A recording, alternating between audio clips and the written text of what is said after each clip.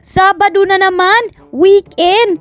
Alas 8 na nga pala kami ng umaga nagising. Nag-sleep in muna kami. Sabay-sabay kami nag-breakfast except kay Silas. Natutulog pa si Silas, hindi pa nagising. At ngayon, nanunood na ng TV while si Ariana naman ay nagtutupi ng mga blanket. Hindi ko alam kung totoo ba talagang pagtutupi ang ginagawa ng anak ko, pero okay na rin. Si Mr. nga pala ay naghuhugas ng mga pinggan at ako naman ay naglilinis ng mga kwarto.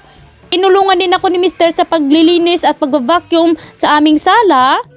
Pupunta nga pala kami sa bahay ng aking biyanan at bibisitahin namin sila. Magla-lunch kami doon, kaya naman napag-isipan ko na gumawa ng apple pie.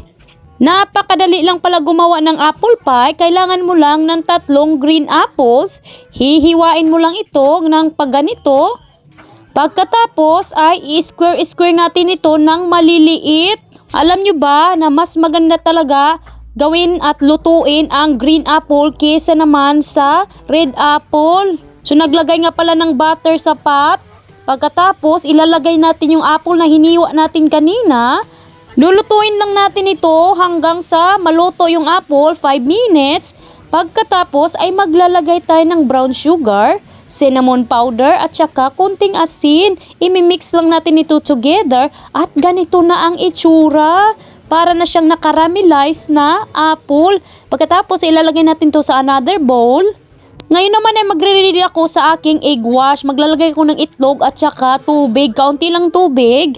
Gagamitin natin yan mamaya sa pagsisil ng ating apple pie. Gamit ko nga pala ay pastry puffs. Nabibili ito sa supermarket at kailangan ko lang i-divide ito ng 4 equal square. Pagkatapos niyan, ilalagay na natin ang ating apple filling na ginawa kanina na niluto sa pot. O diba, simpleng-simple lang pala gumawa ng apple pie. Kailangan mo lang ng apple. At isisil na natin ito with the egg wash na ginawa natin kanina. Pagkatapos ay ilalagay natin sa baking tray. So nagawa pala ako ng rectangle, mali pala yun. So gumawa ulit ako at ginawa ko na siyang triangle. Ganyan yan. Tapos isisil natin ito with a fork. So nagulit tayo ng process second batch na to. So hindi ko nadadamihan ng pagluto ng paggawa ng apple pie kasi kaunti lang naman kami. 2 lang naman yung aking biyanan mag-asawa at saka kaming pamilya. At saka hindi naman sila kumakain talaga ng bunggang-bungga pag lunch. Dinner talaga yung heavy meal nila dito. Ibang-iba talaga ang kultura nila dito. Pag lunch, mga light meal lang yan, mga sandwiches.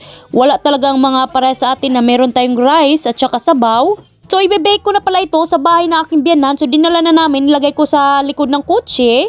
Pagkatapos ay nag-ready na kami at pupunta na kami, biyahe na kami papunta sa bahay ng aking biyanan. So, 45 minutes lang naman ang biyahe. Malapit lang naman, pero yung mga anak ko talaga, kahit na malapit pa yung biyahe, nagsusuka talaga sa sasakyan.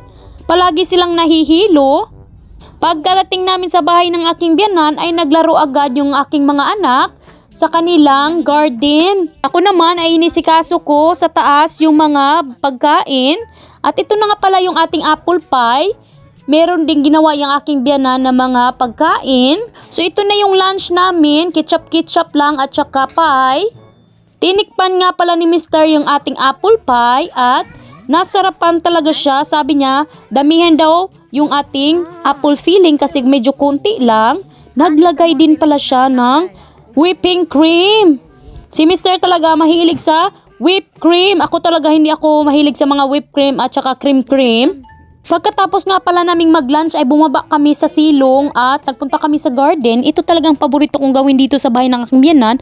Ang magbisita sa garden kasi gustong-gusto ko tingnan yung mga bulaklak at saka mga pananim nila. Pagkasapit ng alas 3 ay nagbiyahe na, pauwi na ng bahay.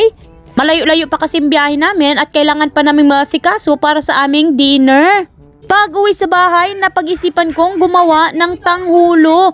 Ito talagang napapanood ko palagi sa TikTok. Lahat na ata gumawa ng tanghulo. So yung gamit ko nga pala ay strawberry at saka grapes. Alam nyo ba ang tanghulo ay nagmula sa bansa ng China.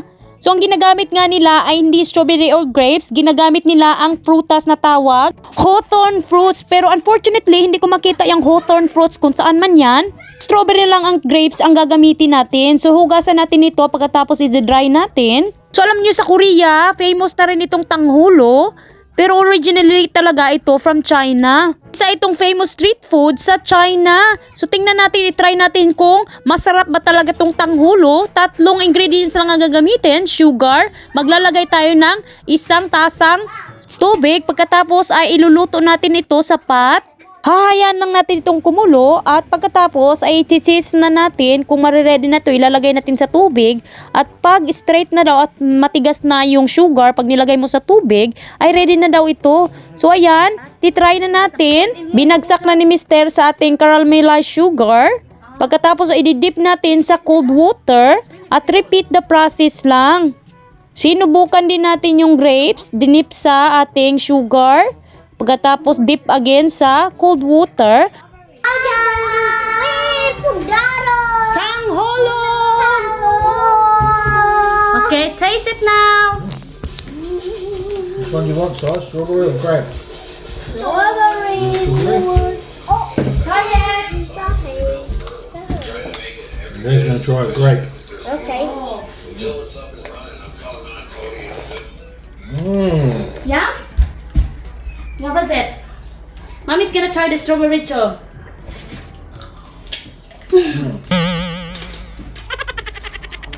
That's not strawberry.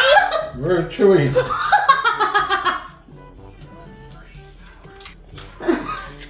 Maybe too thick. Hey, go sit now, sit.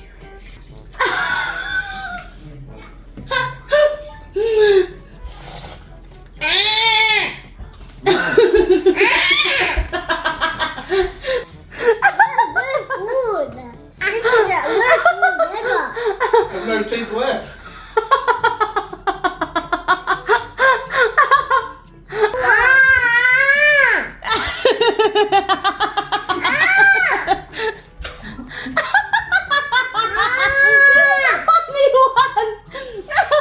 Should I cook it more or? This needs to be thinner. Ah. Too thick. But I love the strawberry and the sugar. Now you just took it from the thing. Wait. Huh? I can't do it in my teeth. What's worse than that? Did you like the tanghulo? Yeah, Did you like the tanghulo? not much. Not much. I can do my teeth. So yun guys, epic fail ang aming nagawang tanghulo at medyo sticky at dumikit talaga sa ngipin namin yung sugar coating. So hindi talaga siya perfect. Pero next time, ang gagawin ata namin is I think the sugar needs to cook more. At dapat ata yung tubig na gagamitin mo is malamig na lamig para yung i-dip mo siya, ang yung sugar para talaga tumigas yung coating. So dinala ko pala yung leftover kanina na ginawa naming apple pie at ayan, hindi ko napakita kanina yung itsura. Napa-approve talaga yung aking biyanan at sobrang sarap yung apple pie. At least masarap yung apple pie na nagawa ko, hindi yung tanghulo. So guys, thank you for watching this video. I hope nag-enjoy kayo at sa susunod naman na vlog. Bye!